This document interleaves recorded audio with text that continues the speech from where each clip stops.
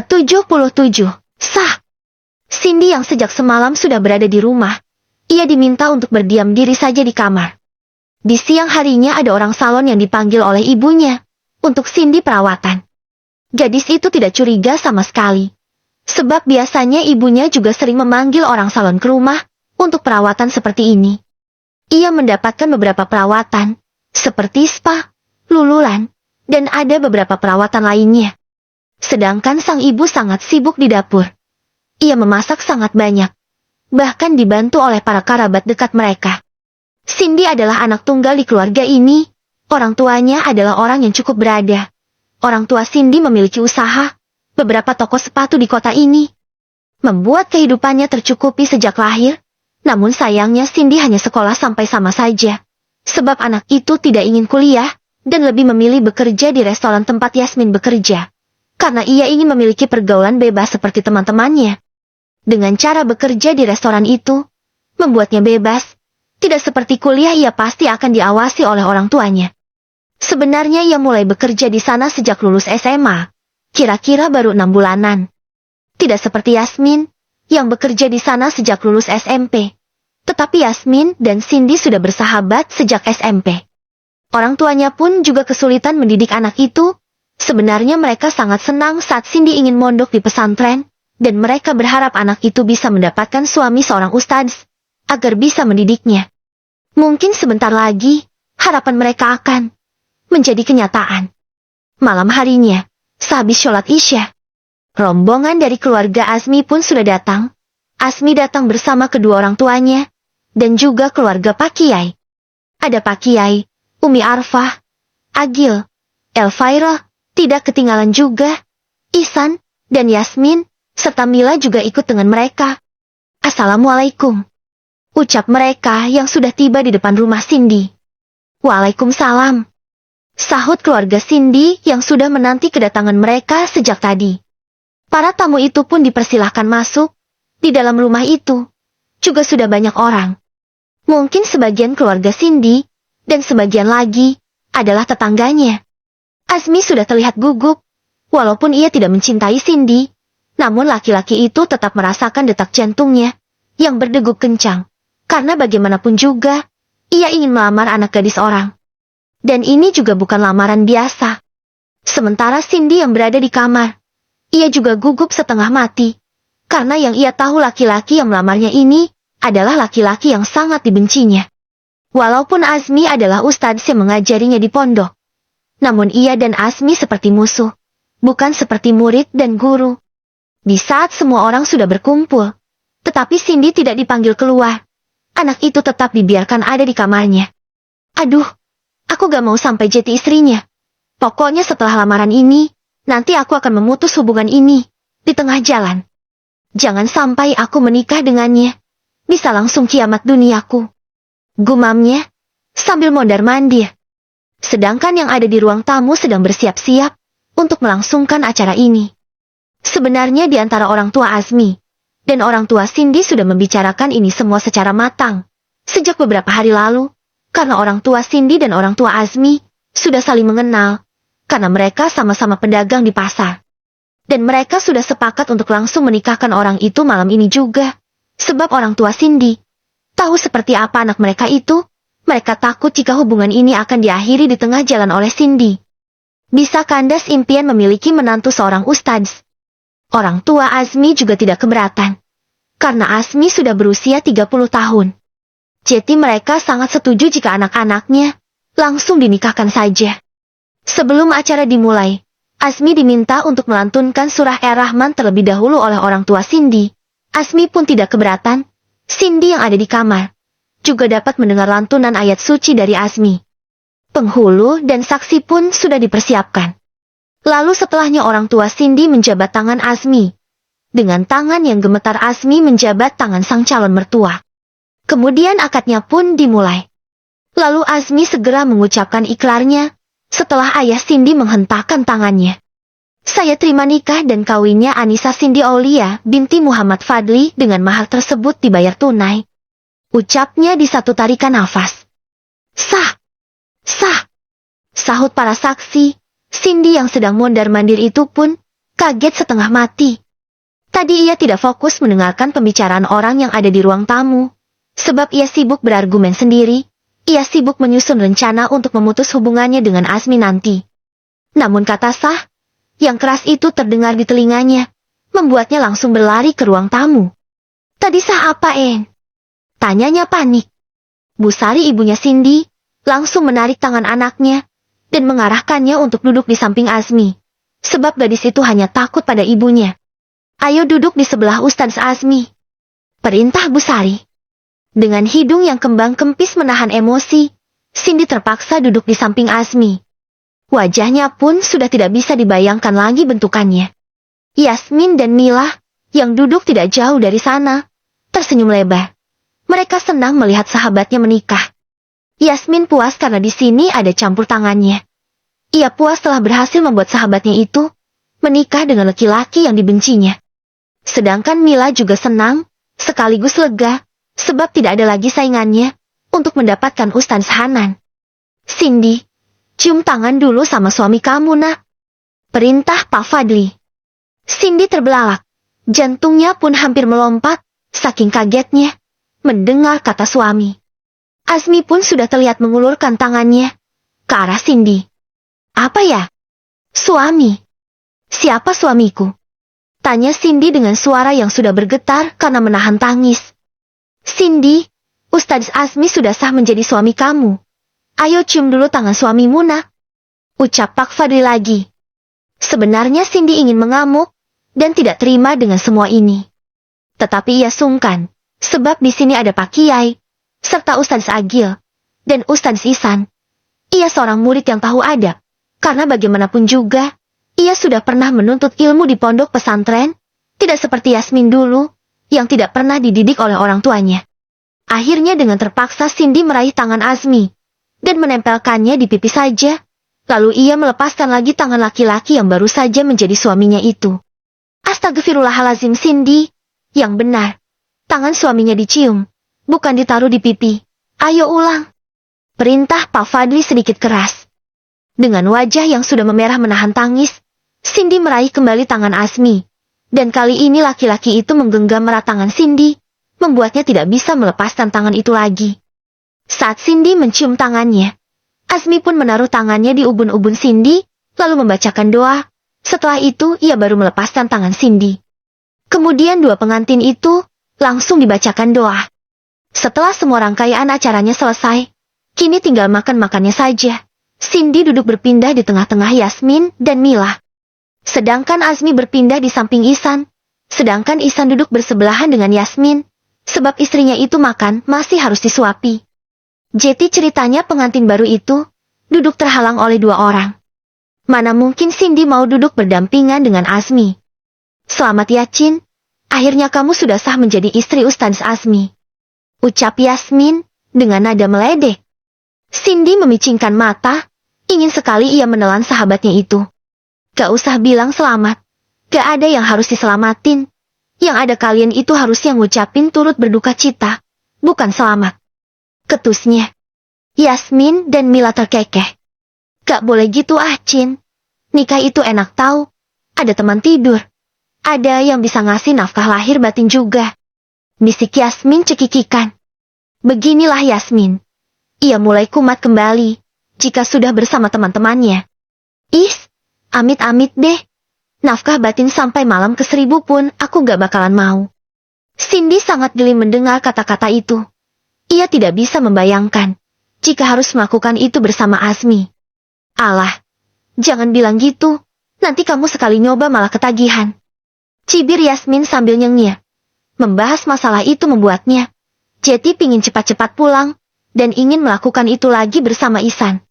Emangnya enak banget ya? Celetuk Mila, yang ikutan penasaran.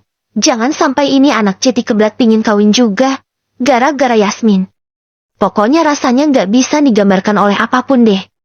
Sahut Yasmin lagi. Mentang-mentang udah pernah ngelakuin, Jeti sok tahu. Cibir Cindy kesal. Iya dong.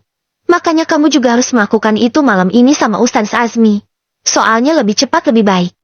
Aku aja nyesal dulu nunda-nunda dulu. Coba kalau tahu rasanya dari awal juga gak nolak. Yasmin benar-benar ingin mengkontaminasi otak Cindy. Ia lupa jika salah satu di antara sahabatnya ada yang belum menikah. Cindy kembali menatap sinis Yasmin. Gak usah manas-manasin aku. Aku gak nafsu sama dia, ucap Cindy, sembari melirik ke arah Azmi. Jangan bilang begitu, Cin. Nanti kalau sudah ngerasain, palingan kamu jadi gak bisa jauh-jauh lagi dari dia. Tapi aku mau kasih tahu sesuatu deh ke kamu, biar gak kaget. Apaan? Tanya Cindy sedikit menyentak, membuat Ihsan dan Azmi yang sedang mengobrol jadi menoleh, dan ikut menyimak pembicaraan mereka. Nanti kalau pertama ngelakuin itu, kalau kamu masih perawan, rasanya sakit banget, dan keluar darah, warnanya merah. Tapi selain itu, kamu juga harus waspada, kalau senjatanya panjang. Yang keluar bisa berwarna hijau gak merah. Sebenarnya ini Yasmin hanya mengarang. Ia senang melihat Cindy marah, dan ketakutan. Hah? Emang kalau yang keluar warna hijau apaan? Tanya Cindy serius, agar ia bisa waspada jika Ustadz Azmi memaksanya nanti. Kalau hijau berarti empedu kamu pecah, Cin. Berarti senjatanya terlalu panjang sampai ke empedu. Tambah Yasmin. Seketika tangan Ihsan langsung mendarat di kuping Yasmin. Aduh bang ampun, aku cuma iseng. Ucapnya meringis sambil memegangi tangan Ihsan, yang sedang menjewernya. Membuat semua orang tertawa, Cindy yang tadinya tegang dan emosi itu pun jadi ikutan tertawa, melihat Yasmin dijewer oleh suaminya. Hampir semua orang di sini juga sudah mengenal Yasmin. Jadi mereka sudah bisa menebak jika anak itu berulah lagi sehingga kupingnya dijewer oleh Ihsan. Ke-78, sisi lain Ustadz Azmi. Ish, abah masukannya main kekerasan. Keluh Yasmin setelah kupingnya dilepas oleh Ihsan. Salah kamu sendiri. Kenapa pakai nakut-nakutin Cindy? Nanti kasihan Azmi. Bisa disuruh puasa juga sama Cindy. Bisik Ihsan pelan. Iya maaf. Aku cuma iseng aja Baang. Ngomong-ngomong kita kapan pulang? Bisik Yasmin balik, dengan raut wajah yang terlihat aneh. Ihsan mengangkat kedua bahunya. Gak tahu. Mungkin nanti sehabis makan. Emangnya kenapa? Aku kebelet Baang. Renyeknya. Oh kamu kebelet? Ya udah abang anterin ke kamar mandi. Ihsan sudah bersiap-siap untuk berdiri, namun ditahan oleh Yasmin. Dari raut wajahnya, Ihsan mengira Yasmin ingin ke kamar mandi. Bukan ke kamar mandi. Terus apaan? Tanya Ihsan sembari mengerutkan alisnya karena bingung. Kebelet pingin mengulang malam pertama. Sahut Yasmin cengengesan, untung mereka berbicara sambil berbisik, jadi tidak ada yang mendengarnya. Ihsan hanya geleng-geleng. Ia sangat gemas pada istri bocilnya. Bisa-bisanya Yasmin membahas masalah itu di pernikahan temannya. Membuat otak Ihsan juga ikutan traveling karena membayangkan semua itu. Kini mereka semua sudah selesai makan dan berpamitan untuk pulang, sebab hari juga sudah malam.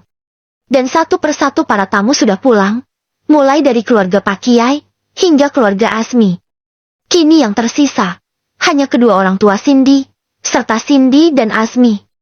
Dua orang pengantin baru itu terdiam mematung di ruang tamu sejak tadi. Mereka sama sekali tidak beranjak, meskipun para tamu sudah pada pulang. Azmi merasa canggung sebab baru pertama masuk ke dalam rumah ini. Statusnya langsung berubah menjadi menantu. Sedangkan Cindy termenung, karena merasa kaget dan tidak percaya dengan kenyataan ini. Ia berharap semua ini hanya mimpi, bukan kejadian nyata. Rasanya ini terlalu berat untuk Cindy.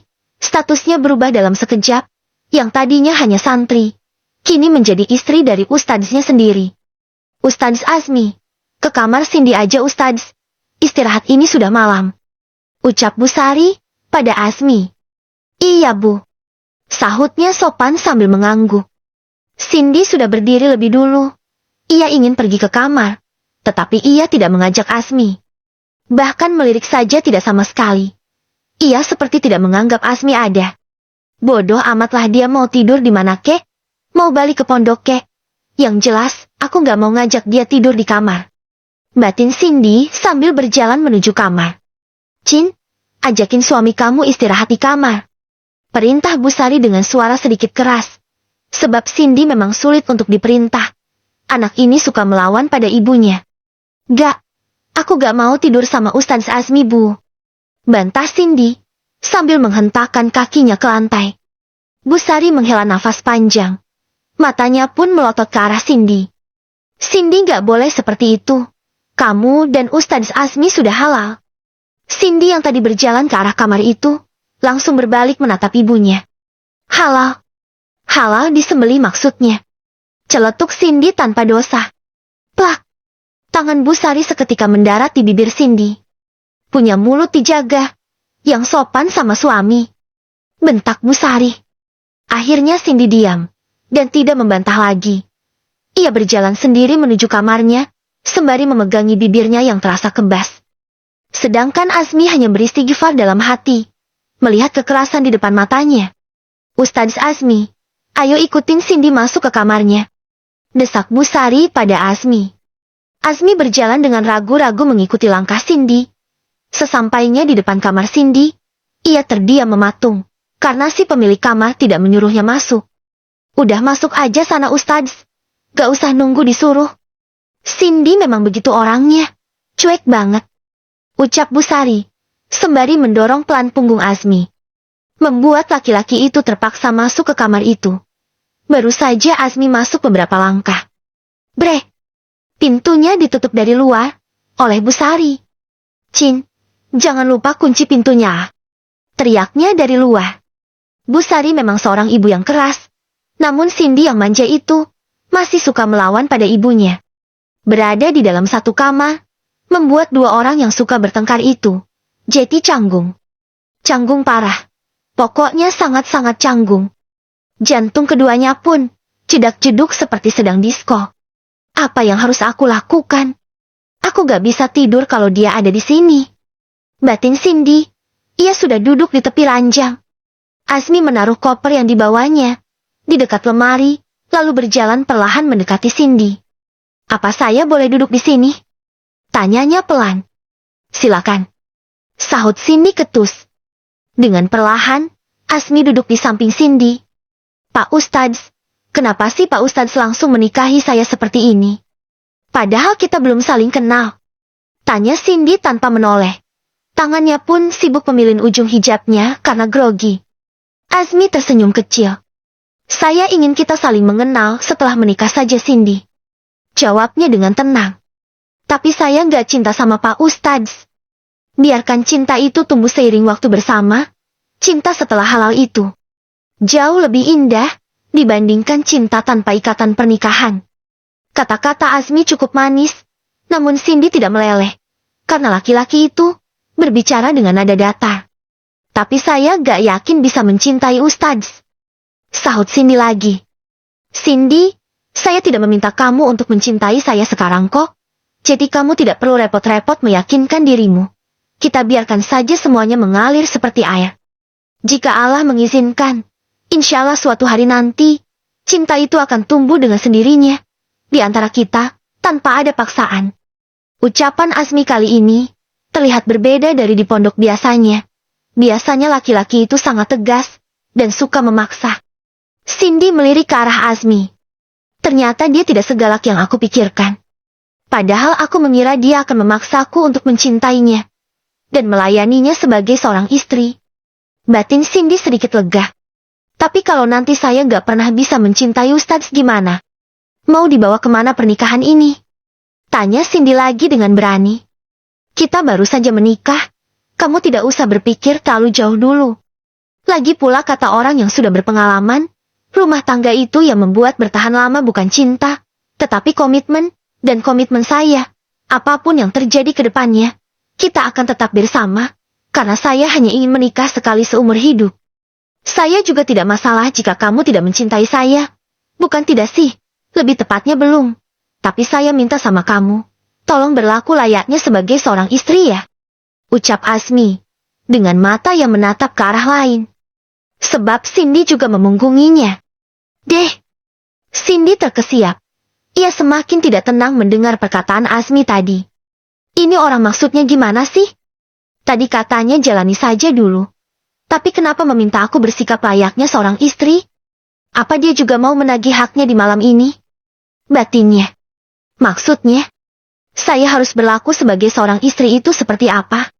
Tanya Cindy memperjelas.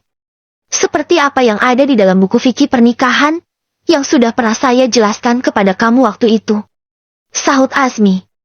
Tapi Ustadz, saya ini masih muda. Saya belum siap untuk menikah, dan semua yang pernah Ustadz ajarkan dalam fikih pernikahan itu, rasanya saya belum mampu untuk melakukan semua itu. Liris Cindy, sambil menunduk. Ini pengantin baru, bukannya tidur mereka malah berdebat dan bernegosiasi, untung suara mereka tidak terdengar keluar kamar. Coba Ibu Sari bisa mendengarnya, sudah pasti pintu kamar mereka akan digedor. Saya tidak memaksakan untuk kamu langsung bisa melakukan semuanya. Kita mulai pelan-pelan saja ya. Azmi sudah sebaik ini kepadanya. Sangat keterlaluan jika hati Cindy masih membatu dan tidak bisa luluh. Ya sudah, kalau begitu sekarang saya mau tidur. Sudah malam Pak Ustadz. Besok lagi kita berdiskusinya. Ucap Cindy, karena sudah tidak tahan mendengar kelembutan Azmi. Ia takut luluh. Rasanya terlalu gengsi jika luluh di malam pertama. Ia masih memegang teguh pendiriannya, bahwa dia masih membenci Azmi, dan tidak akan bisa menerima laki-laki itu. Cindy langsung merebahkan tubuhnya di kasur. Kasur itu sangat sempit, karena hanya untuk ukuran single, 120 kali 200 cm saja. Jetty tidak bisa ditiduri berdua. Kalaupun tidur berdua mereka harus berdempetan. Azmi menghela nafas panjang. Ia tidak ingin memaksa Cindy untuk tidur dengannya. Laki-laki itu tahu, gadis keras seperti Cindy tidak bisa dipaksa.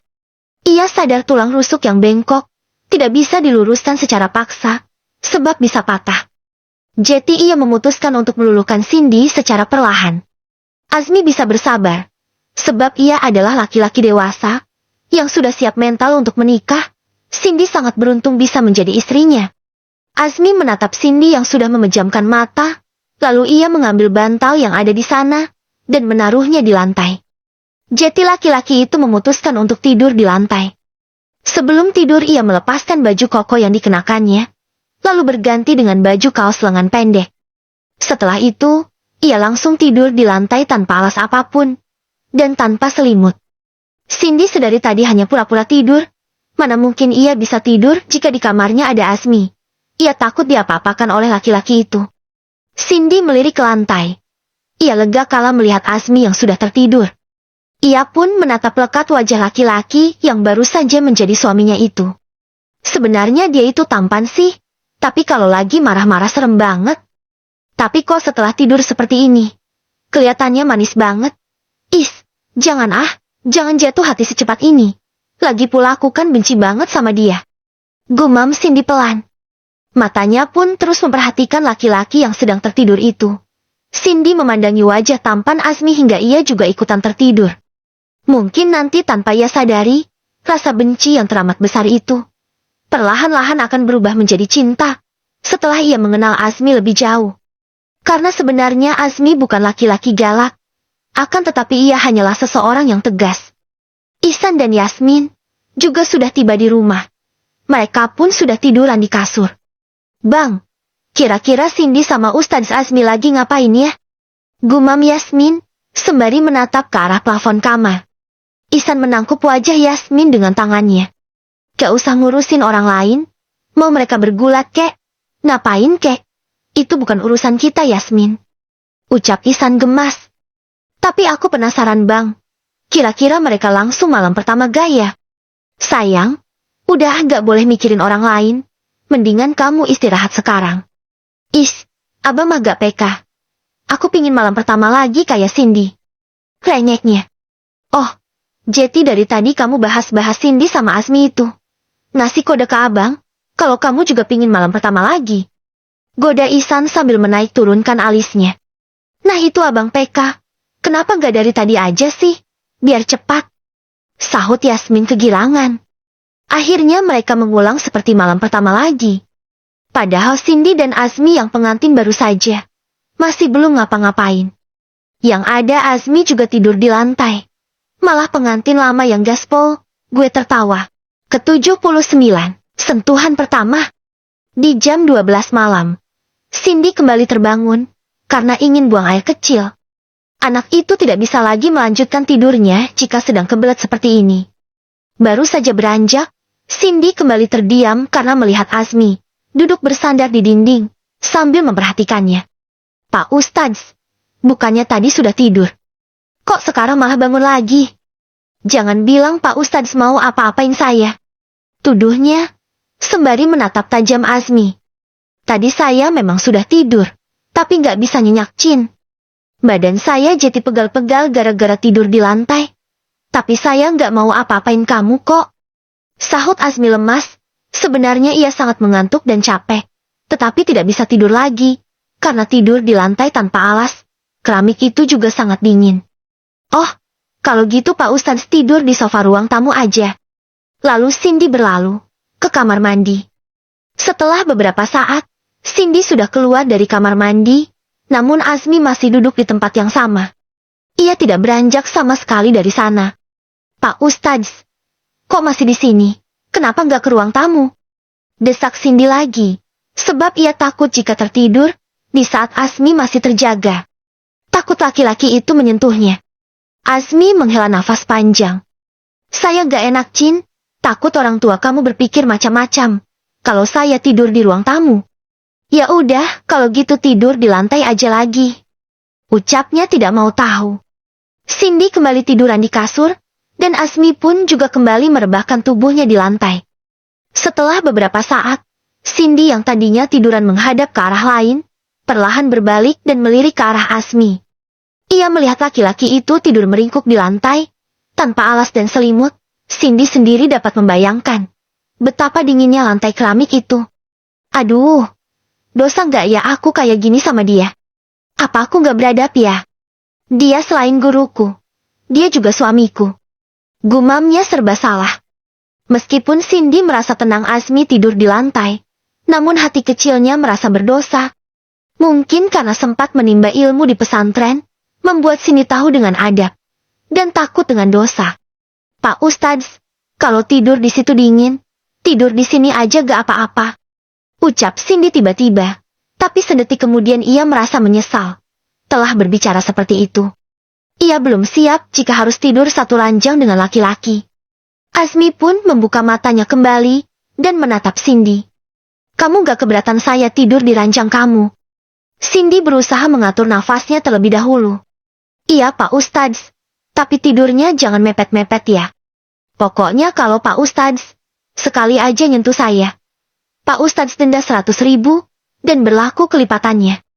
Tegasnya. Azmi terkekeh, ia merasa gemas, masa mau menyentuh istri sendiri, harus bayar.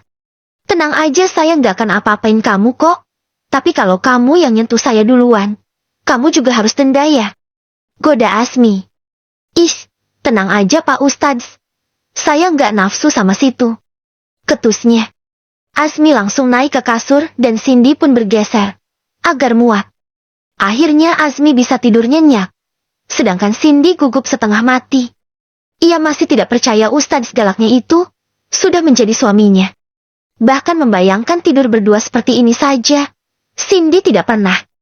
Namun sekarang laki-laki itu benar-benar tidur di sampingnya. Bahkan saat ini Cindy dapat mendengar hembusan nafas laki-laki itu. Azmi terbangun saat mendengar azan subuh. Ia buru-buru ingin bangun dan mengambil wudhu. Tetapi tubuhnya terasa berat. Saat Azmi menatap ke arah perutnya, ternyata ada tangan Cindy yang melingkar erat di sana, dan kakinya pun ditindih oleh kaki Cindy. Gadis itu memeluknya dari belakang. Sebab Azmi tidur memunggunginya. Ternyata begini ya rasanya tidur dipeluk sama istri. Gumam Azmi sambil terkekeh. Cindy, Cindy, ayo bangun kita sholat subuh. Ucap Azmi, masih dengan posisinya yang dipeluk oleh Cindy. Sebab ia tidak bergerak sama sekali, karena pelukan Cindy terlalu erat. Setelah dipanggil beberapa kali oleh Azmi, akhirnya Cindy membuka matanya. Ia mengerjap beberapa kali, lalu sedetik kemudian matanya langsung terbelalak. Tangan dan kakinya refleks, menendang dan mendorong keras tubuh Azmi, hingga laki-laki itu jatuh ke lantai. Agak! Azmi memekik karena merasa seluruh tubuhnya sakit, karena menghantam lantai. Cindy kamu kenapa tendang saya? Keluh Azmi meringis. Cindy mencebik, dan melipat kedua tangannya di dada. Salah sendiri, kenapa Pak Ustadz peluk-peluk saya? Jawabnya ketus. Allahu Akbar Cindy, saya nggak ada peluk kamu, tapi kamu yang memeluk saya dari belakang. Cindy menggeleng cepat. Ia tidak terima dituduh memeluk Azmi. Gak mungkin, saya nggak mungkin peluk Ustadz. Kilahnya. Azmi menghembuskan nafas panjang. Kini ia sudah bangun dan duduk di lantai. Tapi kenyataannya memang begitu Cindy. Saya tidurnya menghadap ke kanan, sedangkan kamu tidur di sebelah kiri saya. Gimana caranya saya memeluk kamu, sedangkan tangan saya ada di depan? Jelas Azmi sedikit kesal. Cindy terdiam mematung. Ia mencoba mengingat-ingat kembali, dan akhirnya ia tersadar memang dirinya lah yang bersalah. Iya saya gak sengaja Ustadz. Habisnya saya biasa tidur sendiri, jadi saya kira Pak Ustadz guling. Ucapnya sambil menggaruk kepalanya yang tertutup hijab. Sejak tadi Cindy memang masih mengenakan hijab, karena ia tidak berani melepas hijabnya di depan Azmi. Bahkan tadi ia tidur menggunakan abaya. Tadi sebelum tidur kamu bikin perjanjian, siapa yang menyentuh duluan bakalan denda 100.000, dan berlaku kelipatannya. Nah ini tadi kamu yang menyentuh saya. Bahkan bukan menyentuh biasa, tapi kamu memeluk saya sangat erat. Menggunakan kaki dan tangan, sepertinya kamu sangat nyaman tidur sambil memeluk saya. Jadi kalau dihitung-hitung kamu denda berapa ya? Goda Azmi, entah kenapa laki-laki itu senang melihat wajah kesal Cindy. Menurutnya wajah itu sangat menggemaskan. Ish Pak Ustadz, saya kan gak sengaja. Lagi pula saya juga gak ada uang. Ucap Cindy dengan wajah yang sudah memerah, antara menahan malu dan marah beda tipis. Azmi menyeringai dan memasang wajah genitnya. Oke, tidak apa-apa kalau kamu gak ada uang. Gimana kalau bayarnya pakai sentuhan juga? Tadi kan kamu peluk saya. Gimana kalau saya balasnya pakai ciuman? Usul Azmi. Sebenarnya ia tidak serius. Ia hanya ingin menggoda Cindy. Pak Ustadz mesum. Cibirnya. Kemudian Cindy yang sudah tidak tahan lagi, antara takut, malu, dan marah itu, langsung berlari ke kamar mandi. Azmi hanya terkekeh melihat Cindy ketakutan, karena ucapannya. Dasar bocil. Dia yang bikin perjanjian, malah dia juga yang terjebak. Gumam Azmi sambil terkekeh. Setelah selesai mengambil wudhu, mereka pun sholat berjamaah. Cindy tidak kaget lagi mendengar lantunan ayat suci yang merdu dari mulut Azmi. Sebab ia sudah sering menjadi makmum Azmi ketika di pondok. Namun hatinya tetap berdesir. Sebab kali ini ia menjadi makmum satu-satunya. Tidak seperti biasanya, ada banyak orang yang sholat berjamaah bersama mereka. Dan sholat kali ini, statusnya bukan santri lagi, melainkan istri.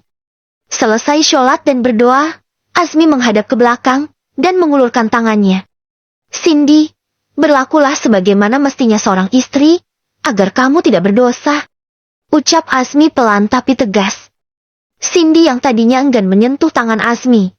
Dengan cepat ia menyambar tangan itu, lalu menciumnya bolak-balik.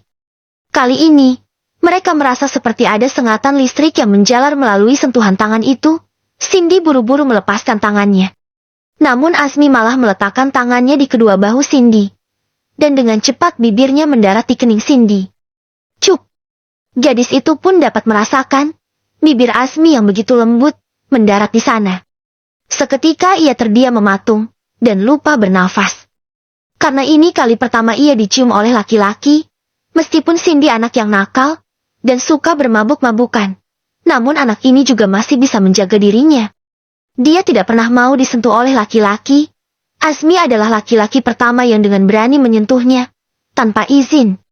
Cindy, kamu tidak perlu takut. Kita ini suami istri, saya halal menyentuh kamu. Ucap Azmi menyadarkan Cindy dari lamunannya. Pak Ustadz, tolong jangan lakukan ini lagi. Saya belum siap. Ucapnya gelagapan. Oke, saya tidak akan melakukannya lagi. Asalkan kamu menjadi istri yang penurut. Jalani kewajiban kamu sebagaimana mestinya seorang istri. Cindy menghembuskan nafas panjang. Ia tidak bisa membantah lagi. Walaupun Azmi sudah lebih lembut, namun ucapannya tetap tegas. Saya akan berusaha Pak Ustadz, tapi tolong jangan sentuh saya lagi. Cicitnya. Azmi hanya mengangguk lalu ia pergi keluar kamar. Sebenarnya Azmi pergi keluar kamar untuk menetralkan perasaannya, sebab jantungnya berdegup sangat kencang.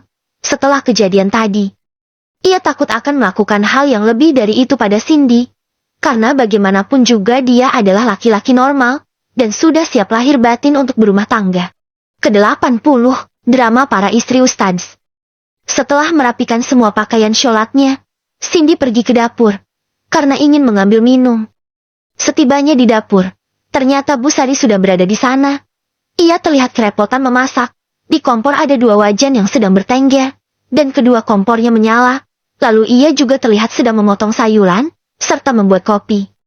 "Cin, tolong antarkan kopi ini ke ruang tamu," pinta Bu Sari. Saat Cindy sudah tiba di dapur, Cindy menoleh ke arah ibunya, sembari menuang air ke dalam gelas. "Kok tumben pagi-pagi ada tamu, Bu?" tanyanya tanpa dosa. Seketika Bu Sari menatap sinis anaknya. "Ini bukan buat tamu, tapi buat ayah sama suami kamu. Kamu ini gimana sih? Ustaz Azmi itu sudah dari tadi duduk di depan. Bukannya dibikinin kopi, malah dibiarin aja. Belajar yang baik jeti istri, pagi-pagi suaminya dibikinin kopi, dibikinin sarapan. Jangan dicuekin aja," omel Bu Sari sambil memasak. Seketika kuping Cindy terasa panas, sebab pagi-pagi sudah dapat siraman rohani dari ibunya. Cindy mendengus kesal. Ia tidak menjawab apapun perkataan ibunya lagi, dan berjalan ke ruang tamu, mengantarkan kopi beserta gorengan yang sudah dibuatkan oleh ibunya tadi. Dengan wajah cemberut, Cindy menaruh kopi itu di atas meja. "Kok ngasih kopi ke suami? Mukanya ditekuk gitu." "Senyum dong Cindy, senyum yang manis. Dosa tau pasang muka kayak gitu di depan suami," goda Pak Fadli. Padahal tadi mereka dapat mendengar Cindy diomeli oleh ibunya. Sedangkan Azmi hanya tersenyum kecil. "Ayah gak usah meledek. Aku kesal sama ibu. Pagi-pagi sudah ngomel aja. Perasaan aku gak ada salah," gerutunya, lalu ikutan duduk di sofa ruang tamu itu. "Cin, maksud ibu kamu itu baik. Kami sebagai orang tua, hanya ingin mengarahkan kamu. Karena sekarang kamu sudah menjadi seorang istri, belajar menjadi istri yang baik ya nak.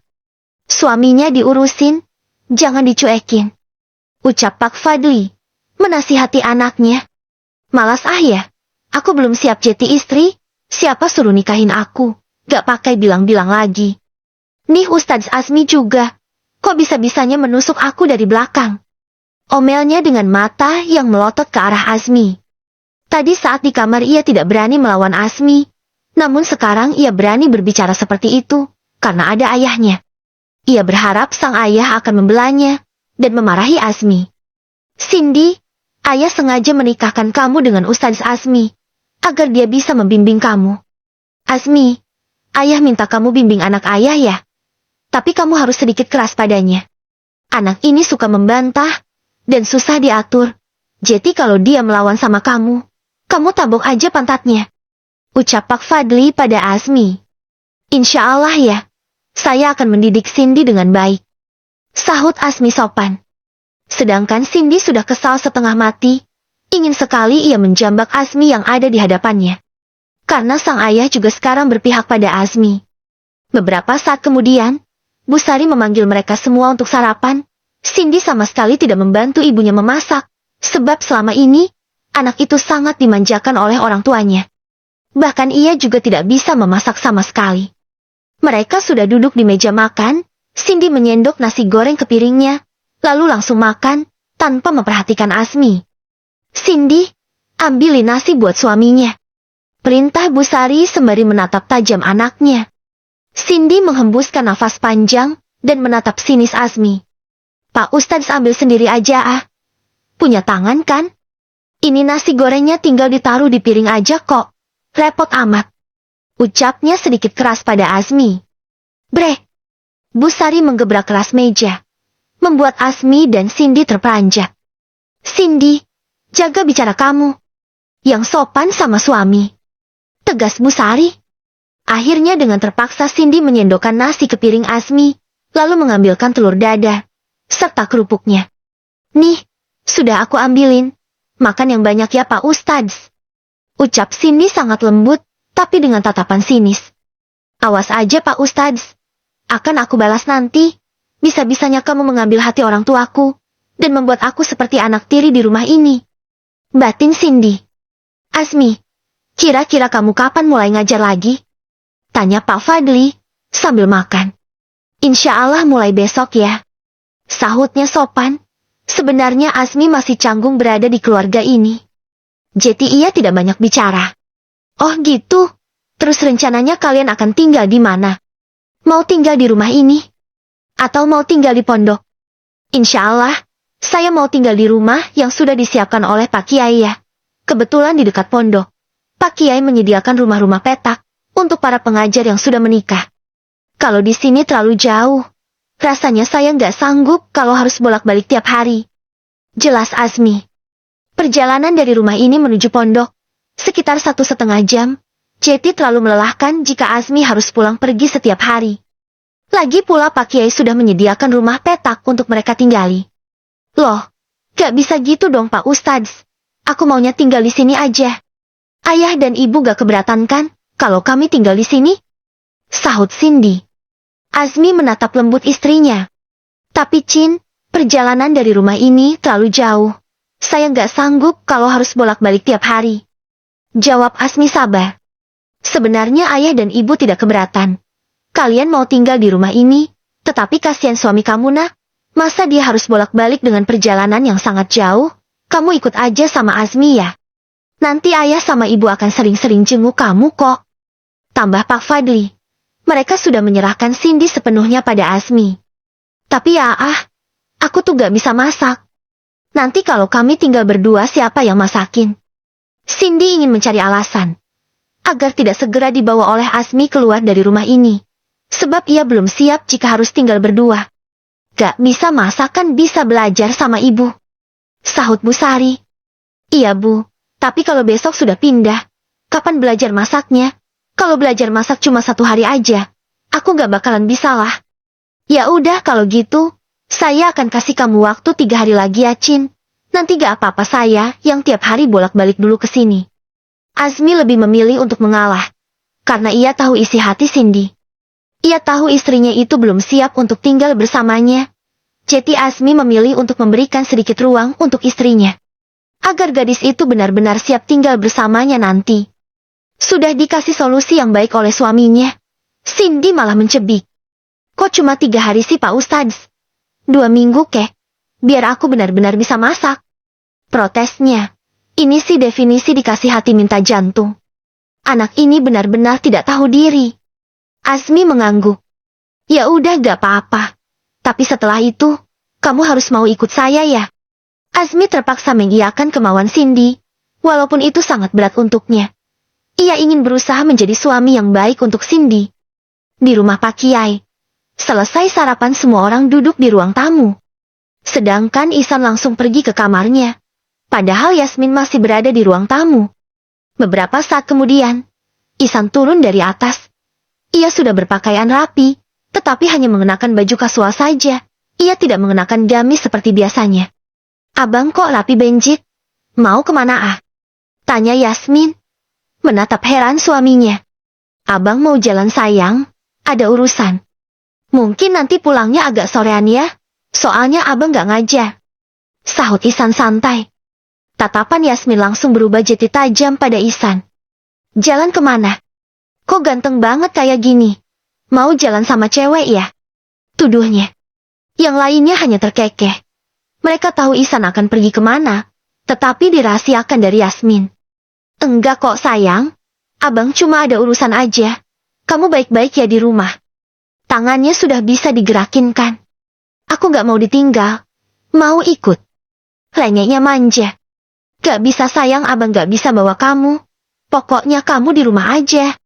Ihsan sengaja tidak ingin membawa Yasmin. Karena ia ingin menyiapkan kejutan untuk istrinya itu. Abang mah jahat. Gak mau bawa aku. Pasti abang mau jalan sama cewek lain kan? Yasmin langsung berlari ke kamar. Karena Ihsan sebenarnya tidak pernah seperti ini. Ia mengira laki-laki itu sudah berubah. Gimana ini Mi? Tanya Ihsan sambil menggaruk kepalanya yang tidak gatal.